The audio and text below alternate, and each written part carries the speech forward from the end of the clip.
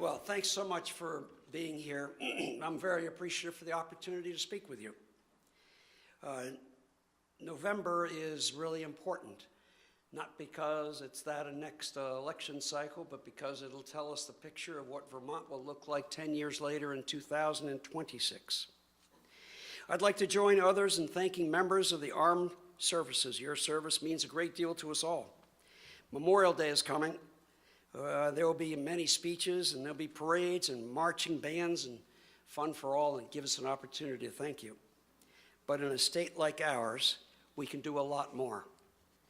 My dad was a World War II hero. He never, ever spoke of those exploits. He only spoke of liberating a concentration camp with other Vermonters, and he spoke of the horror that he saw.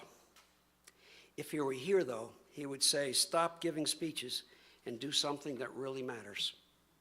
That's why I announced my plan to eliminate the state tax on veteran retirement benefits. There are 48,000. Thank you. There are 48,000 veterans in our state. We're happy to have you. 3,900, plus or minus, receive those retirement benefits. I can promise you, with a budget of $6.3 billion, you and I can find $5 million to properly thank our retired veterans by eliminating the tax on them. And I'd like all of you to join us in January when we mount that effort.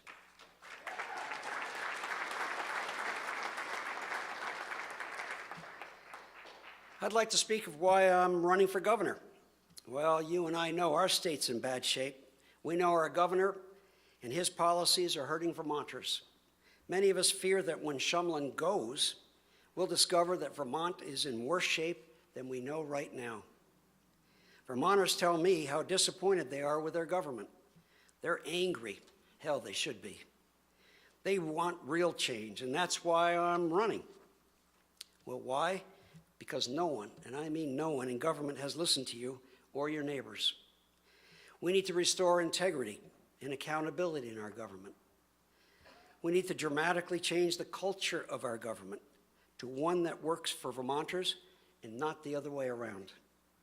We must bring spending in line with our economy, and we must stop the massive increases in taxes and fees and surcharges. So what's in it for you? Well, a new and better Vermont.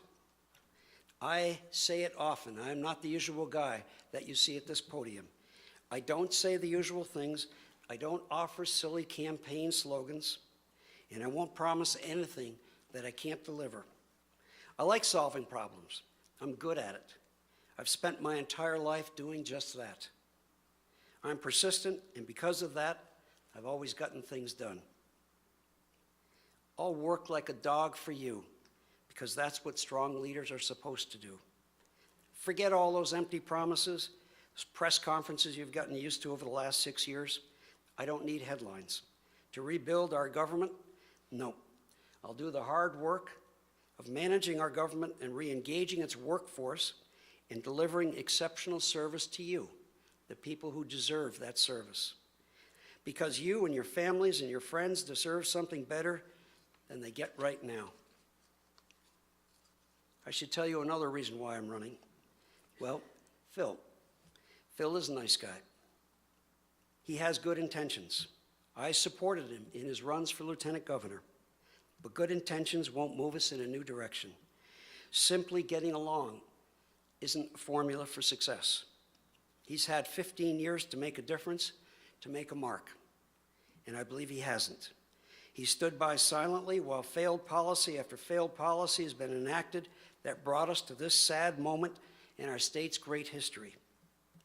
Nationally, voters have said enough is enough. Let's choose a different direction. Now isn't the time to go with the flow. Now isn't the time to consider old standards. Now is the time to stand up for what we believe. I will stand up for you. We all know it's time. Thank you. We all know it's time for a new direction. That's why you're all here, hoping for a Republican sweep. I'm ready to lead Vermont in a new and better direction. I'm working 7 days a week, 15 hours a day on this campaign. I'll travel anywhere to meet with you, to discuss how I can help you, but also the state we love.